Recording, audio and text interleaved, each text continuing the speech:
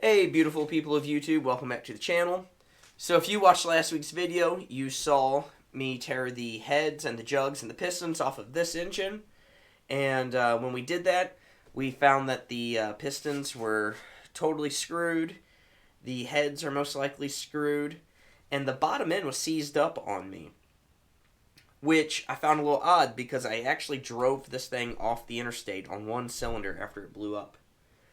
But yesterday I went ahead, I tore it out of the bike. I did not record any of that because it's literally 6 bolts and some wires. It's not that interesting.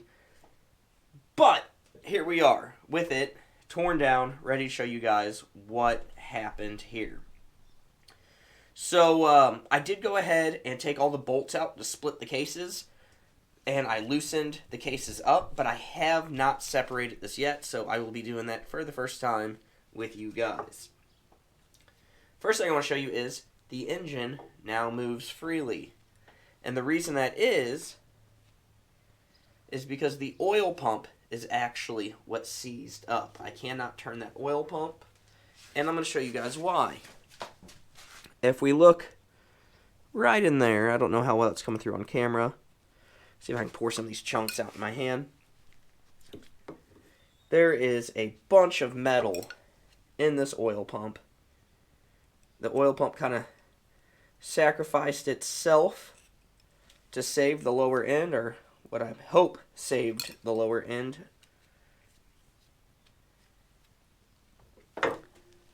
So there's some pretty good sized chunks of piston material right there. I'm gonna attempt to tear this oil pump apart, but I'm willing to bet that that's just not gonna be salvageable. But with that said, let's get into these cases.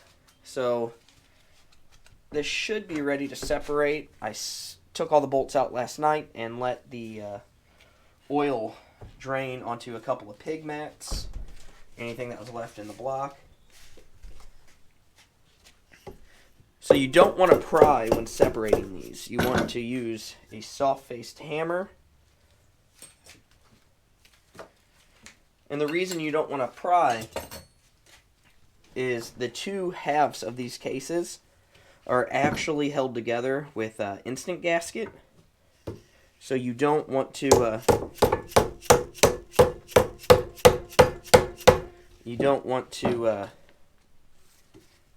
mess up that mating surface. Now normally I wouldn't hit the oil filter, but I mean at this point it doesn't matter.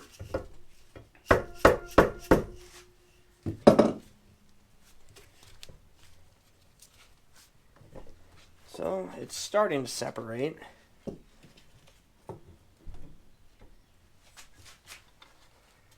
There's going to be some metal dowels, and these things always like to hang up on the dowels because you get some corrosion going on.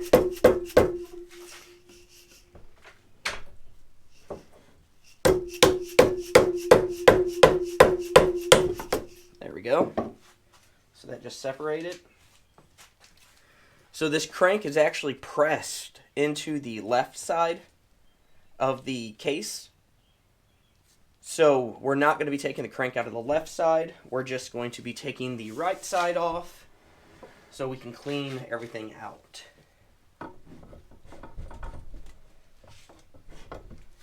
It's right there.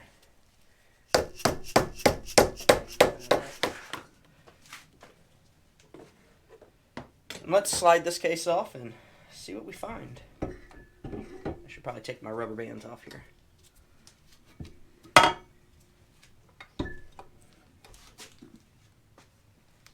Ooh. We have got some metal. There's a couple good chunks.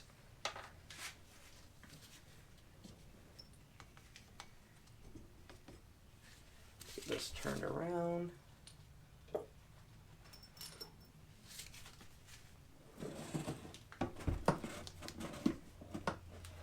Oh yeah, we have got some metal. So this is all piston material. Put that there at the other chunks.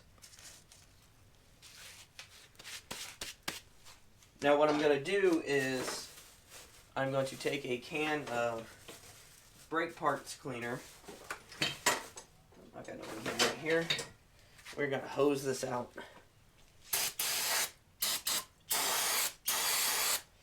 You want to do this in a well-ventilated area, because some of these fumes can get a bit rough. Cam journals all look fine. So as far as that goes, I guess we're just going to clean this lower end out real good and instant gasket it back together. And we can call that salvageable. I'm not sure. I've been on the fence about doing a hammer kit on this. In the event that I do, I'm not going to reuse the jugs, obviously, because the hammer kit has its own proprietary jugs. But,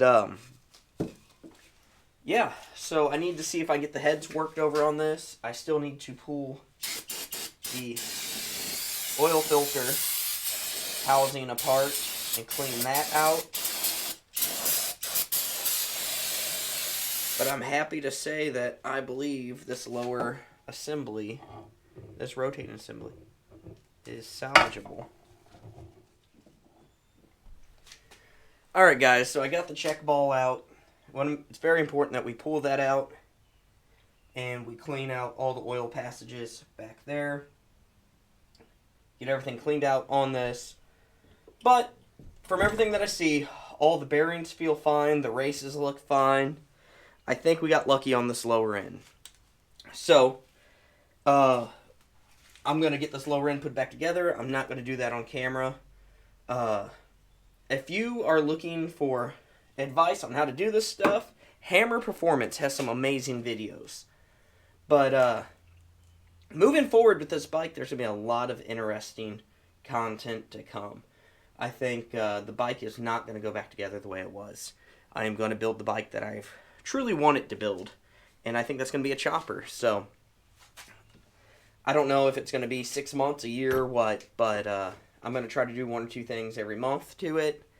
And we're going to hardtail it, do a springer, do a bunch of really cool stuff. So, if you're not already subscribed, bang that subscribe button so you can stay up to date with what's going on with this bike, as well as with all my other adventures, my traveling, my Indian, and all that. So, we're getting into the peak riding season.